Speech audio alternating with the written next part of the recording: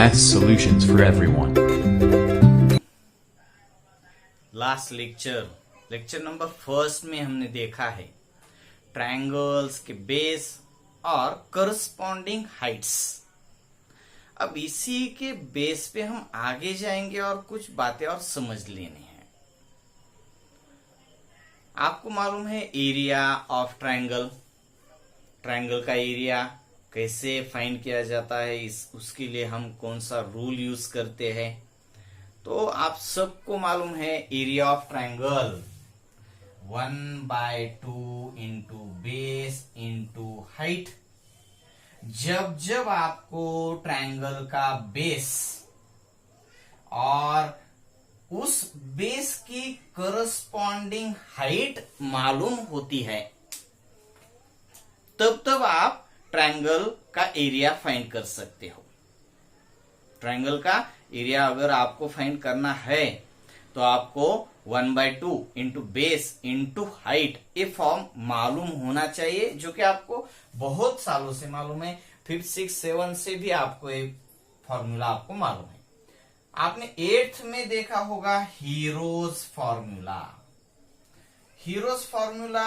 इसका यूज करके भी आप ट्रायंगल का एरिया फाइंड कर सकते हो, मगर यहां पे आपको हीरो का फॉर्मूला यूज नहीं करना है। आपको यहां पे 1/2 इंटू बेस इंटू हाइट ये फॉर्मूला यूज करना है।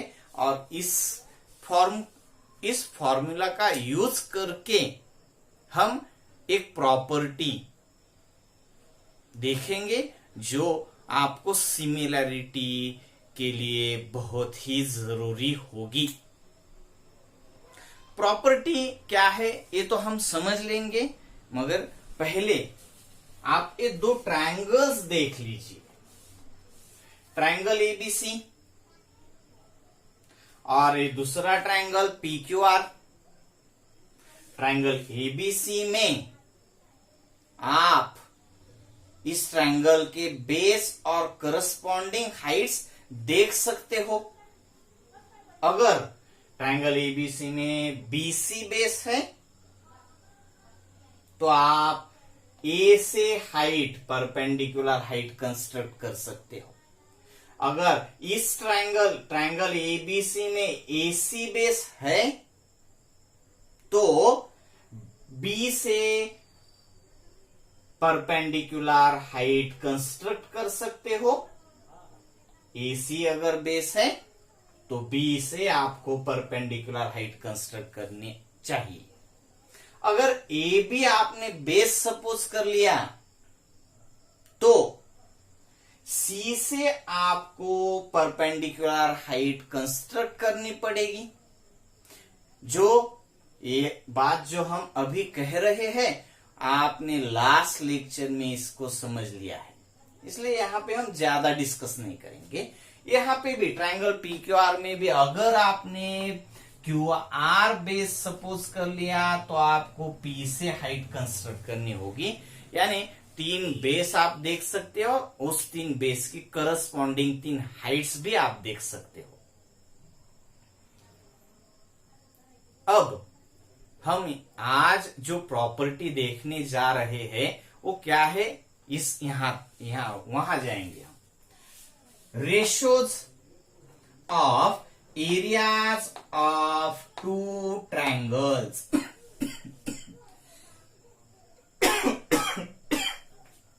Sorry, ratios of areas of 2 triangles. आप यहां पे बहुत ध्यान देना है आपको, यहीं पे आपको पूरी प्रॉपर्टी मिल जाएगी। रेशियो देखना है, जो आपको रेशियो मालूम है न्यूमरेटर डिवाइडेड बाय डिनोमिनेटर। इस फॉर्म में जो आपके सामने आता है वो फ्रैक्शन भी होता है कभी कभी, तो फ्रैक्शन में भी न्यूमरेटर डिवाइडेड बाय डिनोमिनेटर एक फ्रैक्शन एक। अब ये फ्रैक्शन इक्वल टू है अगर दूसरे फ्रैक्शन से,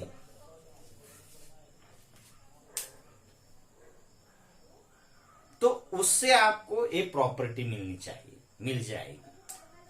आप इसको कहेंगे रेशो और इसको कहेंगे रेशो। अगर ये दो रेशो इक्वल है तो वो हो जाएगा प्रोपोर्शन, जो आपने 9th में भी देख लिया है, रेशो एंड प्रोपोर्शन।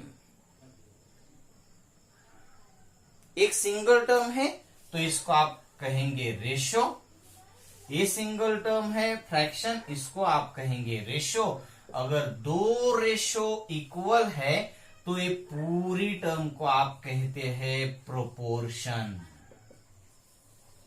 तो ये तो आपको जरूरी नहीं है बताने की, फिर भी हमने देख लिया है। तो आप समझ लीजिए रेशो। अब रेशो है, किसका रेशो है? एरियाज का। और इस एरिया किसका है? दो ट्रायंगल्स का। दो तो होने ही चाहिए क्योंकि वो रेशो है।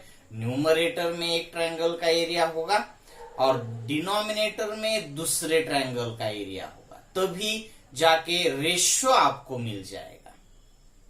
रेशो चाहिए तो न्यूमरेटर और डिनोमिनेटर दोनों की आपको जरूरत है। न्यूमरेटर में एक ट्रायंगल का एरिया और डिनोमिनेटर में दूसरे ट्रायंगल का area. Ratios of areas of a triangle तो नहीं होगा, रेशियो ही नहीं तैयार हो जाएगा। रेशियो के लिए पहला ट्रायंगल का एरिया डिवाइडेड बाय दूसरे ट्रायंगल का area. Area of triangle ABC divided by area of triangle PQR. दो ट्रायंगल का एरिया का ratio, ratios of areas of two triangles. तो हमने यहाँ पे दो ट्रायंगल्स ले लिए हैं और वो दो ट्रायंगल जो है आपके सामने, उन दो ट्रायंगल्स का एरिया और उस एरिया का रेशियो, इस रिलेशन में आपको यहाँ पे प्रॉपर्टी समझनी है। आगे जाके देखेंगे, मगर यहाँ पे प्रॉपर्टी किसकी है? तो रेशो की है। रेशो किसका है? एरियाज का है। और एरिया किसके लेने हैं? तो दो ट्रायंगल्स के एरिया लेने हैं। Ratios of areas of two triangles. पहला ट्रायंगल एबीसी, उसका एरिया डिवाइडेड बाय दूसरा ट्रायंगल पीक्यूआर, उसका एरिया। अब ये दो ट्रायंगल का एरिया का यहाँ पे हमने रेशियो लिख दिया। यहां पे मैंने वर्डिंग में लिखा है तो यहां पे सिंबॉलिक फॉर्म में लिख दिया है। ये भी वही है जहां हमने यहां पे लिख दिया है। रेशियो यहां पे है, किसका रेशियो है? तो एरियाज का है। एरिया किसका है?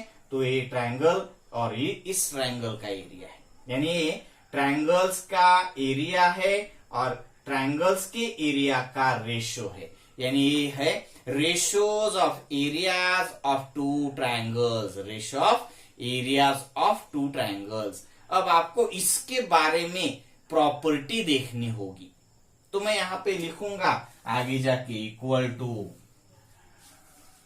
इस ट्रायंगल एबीसी का एरिया आपको मालूम है 1/2 इंटू बेस इंटू हाइट।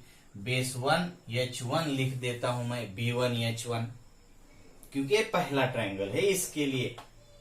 अब दूसरा triangle area of triangle PQ, और इसका भी एरिया वही होगा 1/2 into b2 into h2।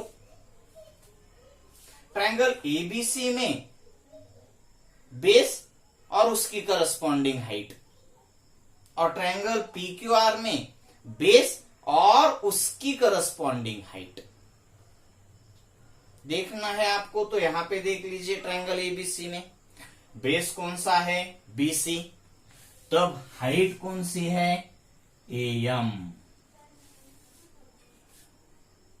Triangle PQR में आप देख सकते हो, मैं यहां पे बेस बीसी ले रहा हूं, इसका मतलब ये नहीं कि आप बीसी ही लेना चाहिए। आपको भी आप एसी भी ले सकते हो बेस, मगर आपने एसी बेस ले लिया तो आपको हाइट उसके करस्पॉन्डिंग रिलेशन से ही देखनी पड़ेगी।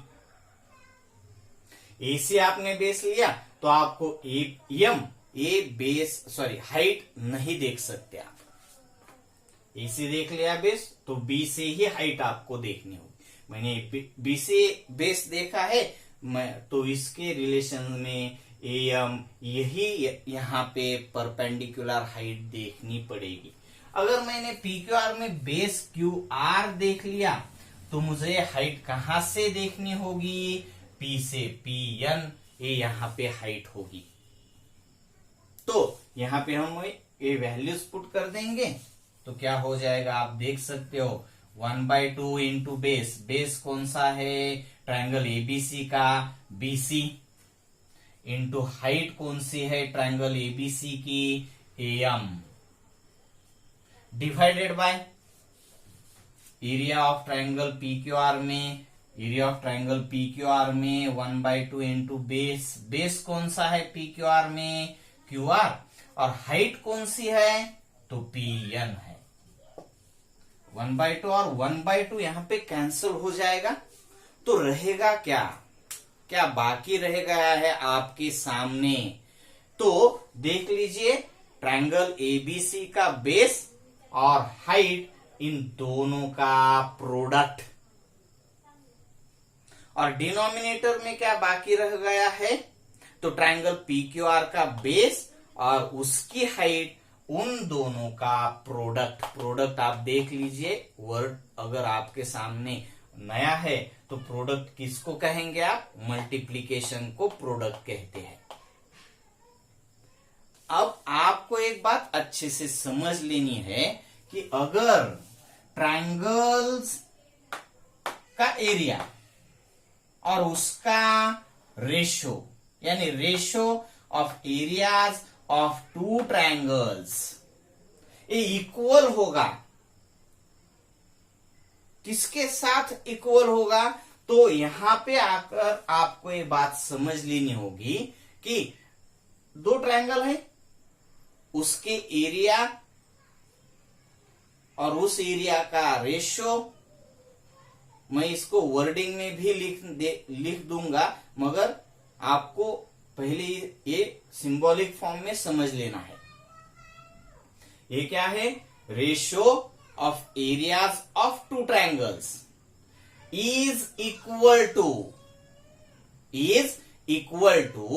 ये भी रेशो है क्योंकि यहां पे न्यूमरेटर है और यहां पे डिनोमिनेटर है, तो रेशो है।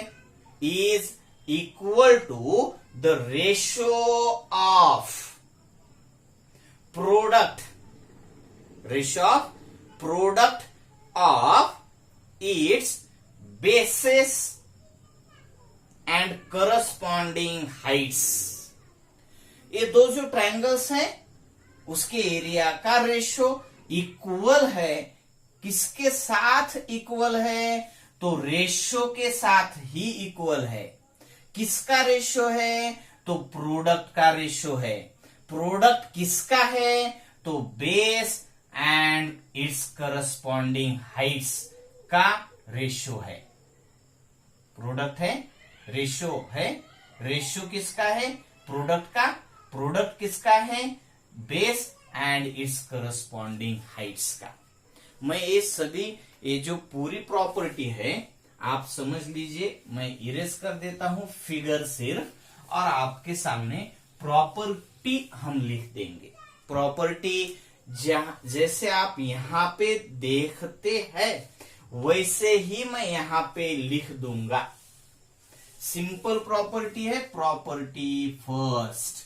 पहली प्रॉपर्टी, अगर आपने पहली प्रॉपर्टी अच्छे से समझ ली तो आपको दूसरी, तीसरी और चौथी, इसमें 4 प्रॉपर्टीज आपको देखनी है। चारों समझ में आएंगी, मगर आपको ये पहली अच्छे से समझ लेनी पड़ेगी। प्रॉपर्टी पहली है क्या?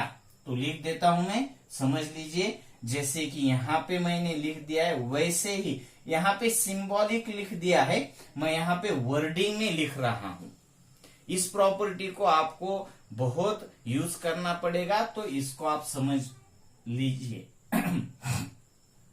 The ratio of areas of any two triangles, the ratio of areas of two triangles, यही यहां पे वही लिखा है हमने, ट्रायंगल्स है दो ट्रायंगल्स के एरियाज ले लिए हैं हमने, और उस एरियाज का रेशियो ले लिया है हमने। Ratio of areas of two triangles is equal to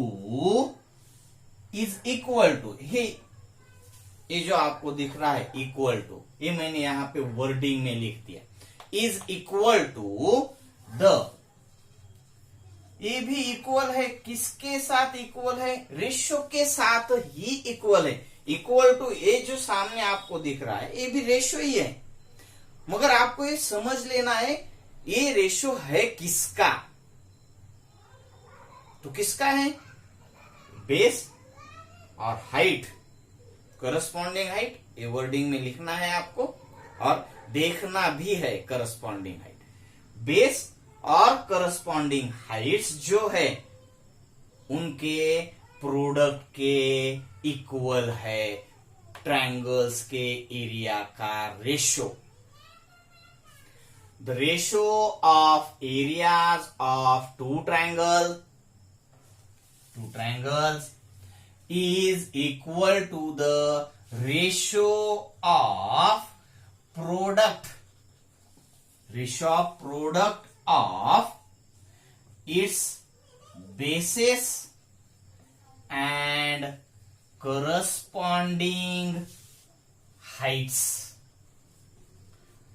simple property है आपके सामने। जब आप दो ट्रायंगल्स का एरिया का रेशियो देखना चाहेंगे, आपको फाइंड करना होगा, तब आपको देखना है कि कौन से भी दो ट्रायंगल्स का एरिया का रेशियो ले लो, वो रेशियो इक्वल होगा उसी ट्रायंगल्स के बेस और करस्पॉन्डिंग हाइट्स, इन दोनों के प्रोडक्ट के रेशियो के साथ।